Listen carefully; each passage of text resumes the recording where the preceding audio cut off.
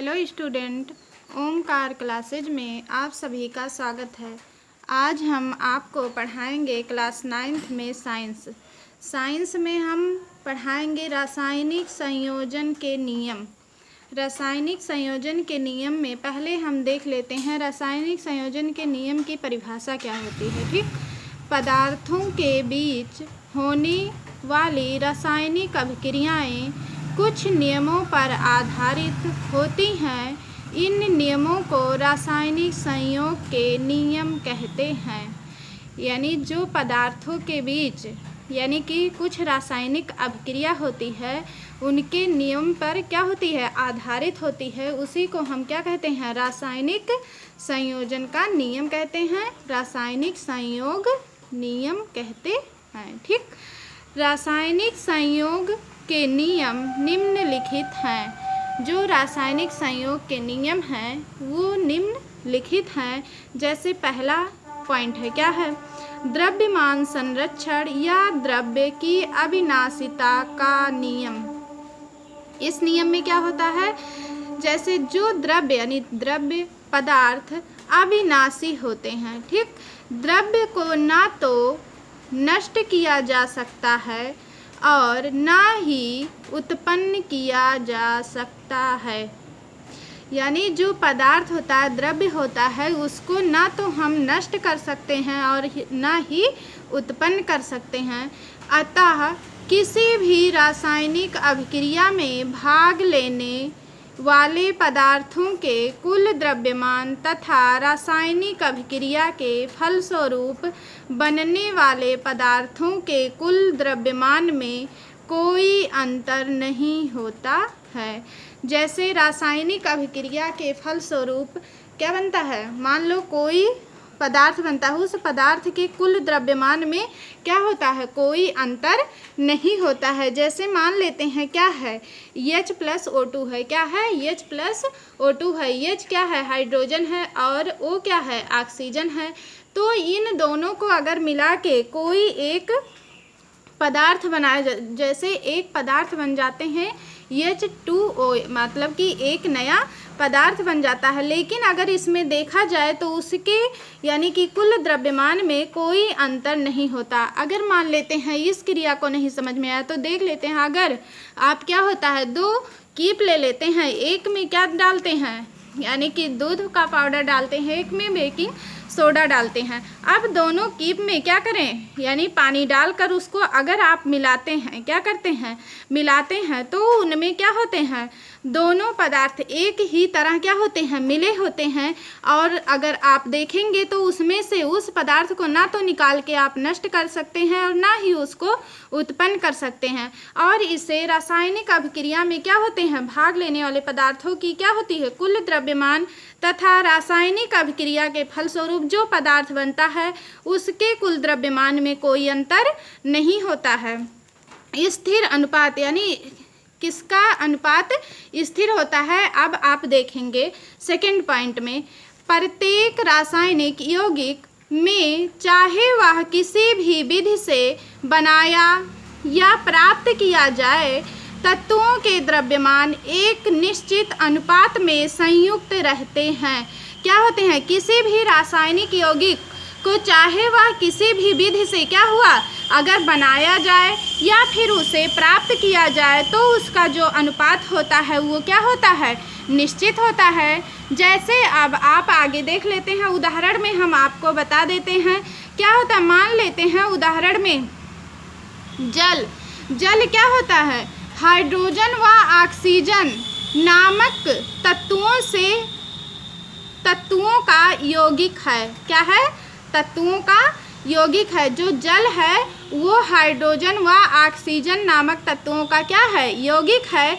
जल यानी जल है, जल चाहे नदी का हो, चाहे कुएं का हो, चाहे समुद्र का हो, चाहे वर्षा का हो, आदि प्राकृतिक स्रोतों से प्राप्त किया जा सकता है। यानी ये किसी भी जगह से प्राप्त किया जाए, चाहे नदी, चाहे नाले, चाहे तालाब, चाहे कुएं, चाहे वर्षा, आपको बताया ना, जा सकता है। हाइड्रोजन तथा ऑक्सीजन के संश्लेषण की रासायनिक अभिक्रिया से प्राप्त किया जा सकता है।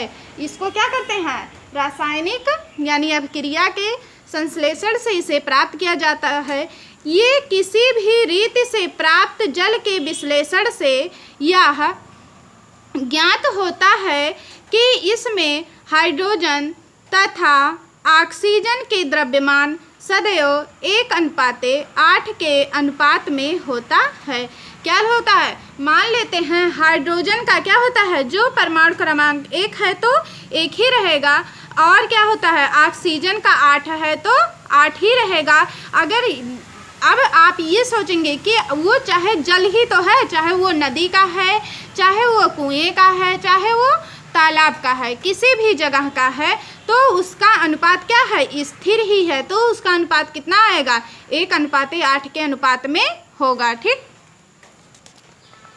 आगे देखेंगे आणविक द्रव्यमान या अणुभार क्या होते हैं। आणविक द्रव्यमान या अणुभार, जैसे किसी परमाणु के द्रव्यमान तथा कार्बन 12 के एक परमाणु के द्रव्यमान के 1/12 के जितना गुना होता है, वह संख्या उस परमाणु का परमाणविक द्रव्यमान कहलाता है। ठीक, किसी भी परमाणु के क्या हो, जो द्रव्यमान होता है वो कार्बन के 12 के एक परमाणु के द्रव्यमान के 1/12 भाग के जितने गुना वो होता है, वह संख्या उस परमाणु का क्या कहलाता है, परमाणविक द्रव्यमान कहलाता है। ठीक है, जैसे अगर हाइड्रोजन का परमाणविक द्रव्यमान क्या है, 1 mu है, क्या है, 1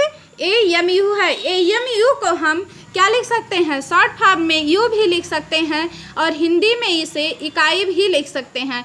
तो हमें क्या होता है, इसका परमाणु क्रमांक, द्रव्यमान और इसका प्रतीक सारे का हमको क्या करना चाहिए, याद होना चाहिए। जैसे हाइड्रोजन का 1 है, और लिथियम हाइड्रोजन 1, लिथियम 2 और बेरिलियम, ऐसे सारे का, जैसे सोडियम है, इन सब का क्या होता है, जैसे परमाणु क्रमांक याद रखेंगे तो उसके आगे क्या होगा, AMU लग जाता है, और ये क्या होता है, इकाई में व्यक्त होता है। ठीक है, इसी प्रकार क्या होते हैं, इसी प्रकार किसी अणु के द्रव्यमान तथा कार्बन 12 के एक परमाणु किसी अणु के द्रव्यमान तथा कार्बन 12 के एक परमाणु के द्रव्यमान के 1/12 के जितने गुना होता है, क्या होता है, जितना गुना होता है, तो वह संख्या उस अणु का क्या कहलाता है, आणविक द्रव्यमान कहलाता है।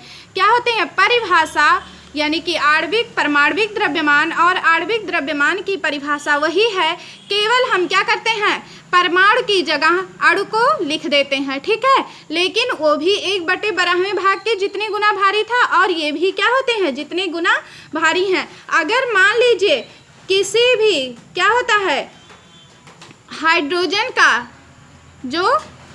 का अगर हम इलेक्ट्रॉनिक विन्यास करते हैं तो उसके क्या होते हैं, जो बाहरी कक्ष होता है उसमें 1 इलेक्ट्रॉन है। ठीक है, अगर इसका क्या हुआ, अगर इसको नापा जाए तो ये लिखा जाए इसको लिखा जाएगा 1 mu लिखा जाएगा कि नहीं, क्योंकि इसका परमाणु क्रमांक कितना है, 1 है। तो अगर इसको हम 10 गुना लिख देते हैं, क्या लिख देते हैं, 10 गुना कर देते हैं, तो ये 10 AMU ही आएगा। क्योंकि क्या होते हैं, अगर आप इसी प्रकार अगर आणविक द्रव्यमान को भी करते हैं तो जितना गुना उसका रहेगा उतना ही उसका आणविक द्रव्यमान आएगा। अगर आप कह सकते हैं, आप जैसे मान लेते हैं पढ़ाई में, ठीक है, आप पढ़ाई करते हैं, अब पढ़ाई में जितना ही आप क्या करेंगे, पढ़ाई करेंगे, ठीक है, आप क्या करते हैं, जितना ही पढ़ेंगे उतने ही आपके क्या आएंगे, यानी कि जो प्राप्तांक होता है उतना ही आएगा। अब आप सोचिए कि घर बैठे हम अपने क्या हुए नंबर यानी संख्या को ले आए तो वो नहीं आएगा, जितना यानी कि पढ़ेंगे उतना ही उसको क्या होगा, आप यानी कि अपनी आकर्षित व्यक्त करेंगे उतनी ही संख्या को, जो नहीं पढ़ेगा वो नहीं पाएगा। उसी तरह से इसमें जितने गुना है उसका उतना ही क्या रहेगा, उसका उतना गुना AMU हो जाएगा। ठीक है, तो फिर देख लेते हैं कि जल, मान लेते हैं उदाहरण में क्या ले लेते हैं, जल ले लेते हैं, ठीक है। जल का यानी सूत्र क्या होता है, H2O का आणविक द्रव्यमान का परिकलन करना है, ठीक है। आणविक द्रव्यमान का क्या करना है, परिकलन करना है। तो हाइड्रोजन का परमाणु द्रव्यमान, हाइड्रोजन का परमाणु द्रव्यमान कितना होता है, यानी कि 1 U होता है, जिसे AMU लिख सकते हैं या U भी लिख सकते हैं, और U को हम क्या कहेंगे, 1 इकाई कहेंगे। तथा ऑक्सीजन का परमाणु द्रव्यमान, जो ऑक्सीजन होता है, ऑक्सीजन का परमाणु द्रव्यमान कितना है, 16 U है, तो इसको हम 16 इकाई लिखेंगे। जैसे जल के एक अणु में क्या होते हैं, जो जल के एक अणु में कितने परमाणु होते हैं, 2 परमाणु होते हैं। कितने परमाणु हुए, 2 परमाणु। जैसे H कितना है, 2 है, तो इसमें कितने परमाणु हैं, 2 है। और हाइड्रोजन तथा 1 परमाणु ऑक्सीजन होते हैं, ठीक है। 1 परमाणु क्या होता है, उस हाइड्रोजन में 1 परमाणु क्या होता है, ऑक्सीजन होते हैं। तो इसका क्या करेंगे, अगर आणविक द्रव्यमान हम निकालेंगे तो क्या होगा, 2, यानी कि हाइड्रोजन कितना है, 2 है, तो 2 गुणे, और इसका परमाणु द्रव्यमान कितना है, 1 है, तो 2 गुणे क्या हो जाएगा, 1 हो जाएगा। फिर प्लस इसी में लगा देंगे, प्लस क्या होता है, यानी कि 1 है तो इसका 1 रहेगा, 1 है ना, हाइड्रोजन क्या है, 1 है, तो 1 गुणे कितना हो जाएगा, और वो का यानी कि ऑक्सीजन का परमाणु द्रव्यमान कितना है, 16 है, तो 1 गुणे क्या हो जाएगा, 16 हो जाएगा। अगर इन दोनों का हम मल्टीप्लाई करेंगे तो कितना आएगा, 2 आएगा, और फिर अगर इन दोनों से आप मल्टीप्लाई करोगे तो कितना आएगा, 16 आएगा। 16 में अगर हम 2 को जोड़ देते हैं तो कितना आ जाएगा, 18 U आ जाएगा, ठीक। इसी प्रकार देख लेते हैं नाइट्रिक अम्ल, क्या होता है, नाइट्रिक अम्ल, नाइट्रिक अम्ल HNO3 का आणविक द्रव्यमान। अगर पूछा भी जा सकता है, क्या पूछा जाए, जो यानी कि परमाणविक द्रव्यमान होते हैं, आणविक द्रव्यमान होते हैं, इनको किसमें मापा जाए, एक क्वेश्चन ये भी उठ जाता है, इनको किसमें मापते हैं, ठीक है। तो परमाणु के द्रव्यमान को हम किसमें मापते हैं, AMU में मापते हैं, ठीक है। आ गया ना समझ में, तो उसी प्रकार से आप इसको याद रखना, ठीक। तो H का मान लेते हैं, जैसे नाइट्रिक अम्ल का सूत्र क्या है, HNO3 है, का आणविक द्रव्यमान आपको ज्ञात करना है। तो कितना हो जाएगा, H का परमाणु द्रव्यमान प्लस क्या है, N का परमाणु द्रव्यमान प्लस क्या है, यहाँ पे 3 है, यानी कि ऑक्सीजन कितने हैं, 3, तो 3 गुणे क्या हो जाएगा, वो यानी कि ऑक्सीजन को रख देंगे तो ऑक्सीजन का परमाणु द्रव्यमान रखेंगे यहाँ पे, ठीक। तो देखते हैं क्या होता है, 1 हाइड्रोजन का कितना है, 1 है, तो 1 U लिखेंगे, प्लस आपका प्लस लगा है, फिर प्लस नाइट्रोजन का यानी परमाणु द्रव्यमान कितना है, 14 U है, फिर प्लस क्या है, प्लस लगाएंगे, यानी कि ऑक्सीजन कितने हैं, तो 3 है, तो 3 गुणे, और ऑक्सीजन का परमाणु द्रव्यमान कितना है, 16 U है, तो 16 यानी कि 3 गुणे हम क्या कर देंगे, 16 U कर देंगे। अब इनको क्या करेंगे, आप जोड़ देंगे, फिर और इससे क्या करेंगे, आप मल्टीप्लाई कर देंगे, दोनों को अगर आप फिर ऐड करेंगे तो कितना आ जाएगा, 63 U आ जाएगा, ठीक। एक एग्जाम्पल और ले लेते हैं, जैसे CaCl2 है, ठीक है। CaCl2 को यानी कि जो सूत्र है, इसके इकाई द्रव्यमान का परिकलन कैसे किया जाता है, इसको देख लो, ठीक है। जैसे मान लेते हैं कैल्शियम है और फिर क्या है, क्लोरीन है, दोनों का इकाई में कैसे व्यक्त करते हैं ये भी देख ले। कैल्शियम Ca का परमाणु द्रव्यमान कितना होता है, 40 U होता है, ठीक। और क्लोरीन का Cl का परमाणु द्रव्यमान कितना होता है, यानी कि 35.5 U होता है, ठीक है। अतः इसका अगर हम इकाई में द्रव्यमान निकालते हैं, CaCl2 का इकाई द्रव्यमान निकालते हैं तो क्या आएगा, जैसे 1 यानी कि Ca कितना है, 1 ही तो है, Ca 1 है, अगर यही 2 लगा होता तो हम क्या मानते, 2 मानते, तो यहाँ पे क्या है, 1 है, तो 1 गुणे Ca का जो परमाणु द्रव्यमान है कितना है, 40 U है, ठीक है। फिर प्लस यानी प्लस है, इसके बीच में क्या लगा देंगे, प्लस लगा देंगे, Cl2 यानी कितना है, 2 है, तो प्लस 2 गुणे, और Cl का क्या होता है, जो परमाणु द्रव्यमान है कितना है, 35.5 U है, तो गुणे क्या कर देंगे, 5 यू लिख देंगे। ठीक, अब इन दोनों का अगर आप गुणा करेंगे तो कितना आएगा, यानी कि 40 आएगा। फिर इन दोनों से आप गुणा करेंगे, यानी कि 35.5 से और 2 से क्या करेंगे, अगर गुणा करेंगे तो कितना आएगा, 71 यानी कि 71 यू आएगा। अब इन दोनों को आप क्या करेंगे, ऐड कर देंगे, जोड़ देंगे, तो कितना आ जाएगा, 111 यू आ जाएगा। ठीक, ऐसे इसी प्रकार क्या करते हैं, ग्राम अणुभार क्या ले लेते हैं, ग्राम अणुभार ले लेते हैं। किसी तत्व या यौगिक के अणुभार को यदि ग्राम में व्यक्त किया जाए, यानी कोई भी तत्व हो उसको अगर मान लो ग्राम में व्यक्त करते हैं तो उसका जो ग्राम अणुभार कहलाता है। ठीक है, जैसे कि जल का ग्राम में अगर क्या करते हैं, जल का ग्राम में अणुभार निकालना हो तो कितना ग्राम, यानी कि 18 ग्राम, और जल का 1 ग्राम अणु अगर है, कितना है, 1 ग्राम अणु है, तो उसका क्या होगा, 18 ग्राम ही जल होगा। आगे देख लेते हैं कि ग्राम अणु आयतन क्या होता है, ग्राम अणु आयतन।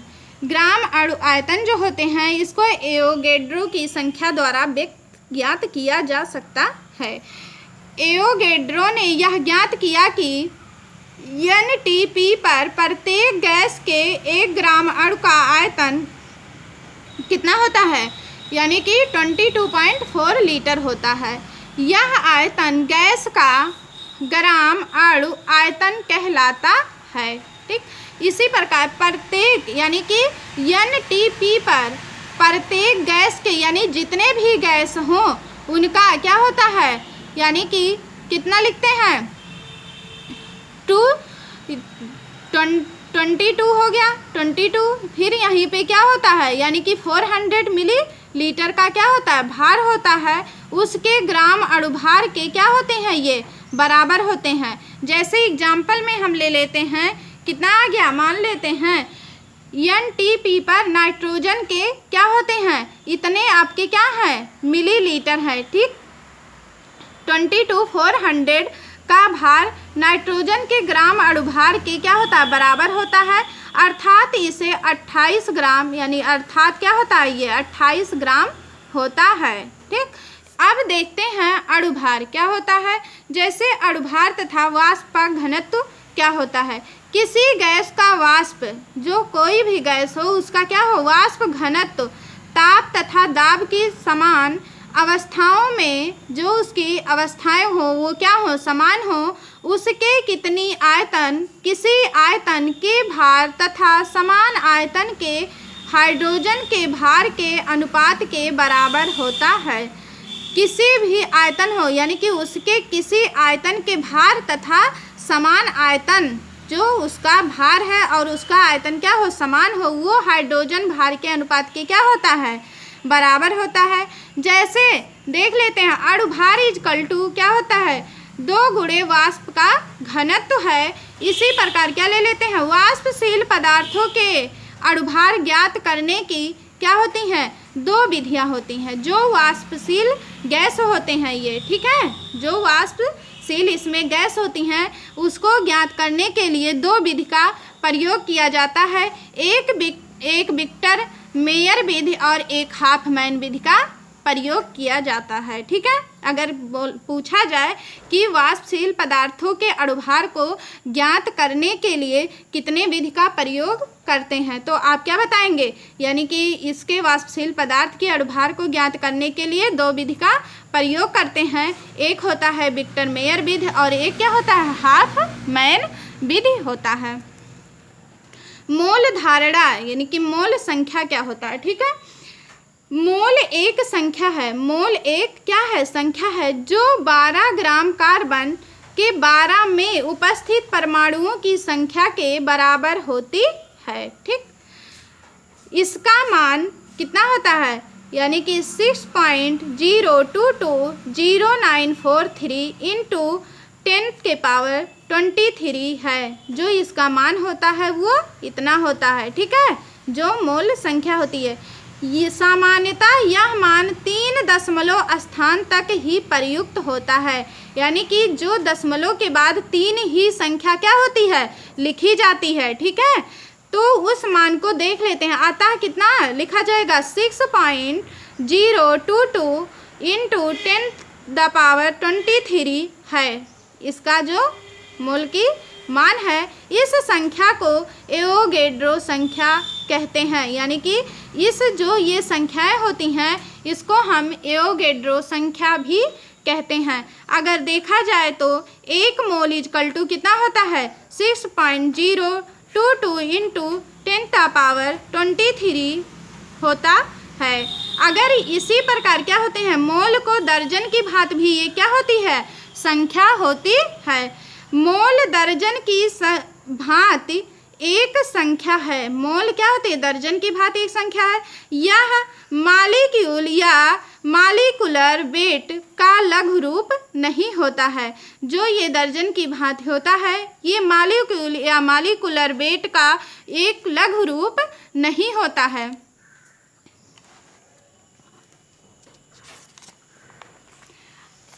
देखते हैं इसका क्या होता है। अगर किसी भी प्रकार के कण के लिए अगर देखा जाए, यानी कि अगर किसी भी प्रकार का कण हो तो उसको हम कैसे निकालते हैं, तो उसकी जो मोलों की संख्या होती है, मोल की जो संख्या हो उस संख्या को रख देते हैं।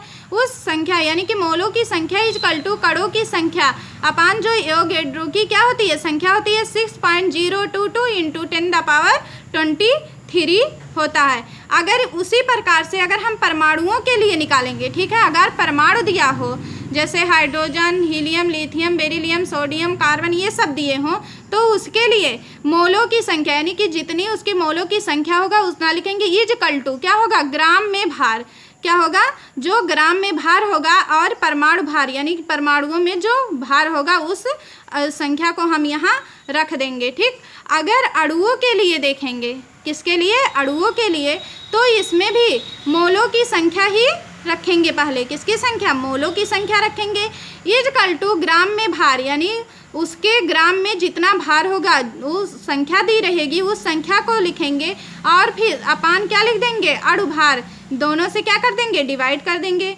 आयनों की संख्या यानी कि आयनों के लिए तो क्या करते हैं मोलों की संख्या तो वही रखी जाएगी मोल की ही संख्या इक्वल टू ग्राम में भार अपान क्या होते हैं आयन भार, जो आयन में कितना हो जो भार दिया रहेगा उस भार को हम क्या करेंगे यहाँ लिख देंगे। ठीक है, मोलर द्रव्यमान क्या होता है, यानी मोलर द्रव्यमान किसे कहते हैं उसकी परिभाषा देख लेते हैं। किसी पदार्थ के 1 मोल के ग्राम में द्रव्यमान को मोलर द्रव्यमान कहते हैं।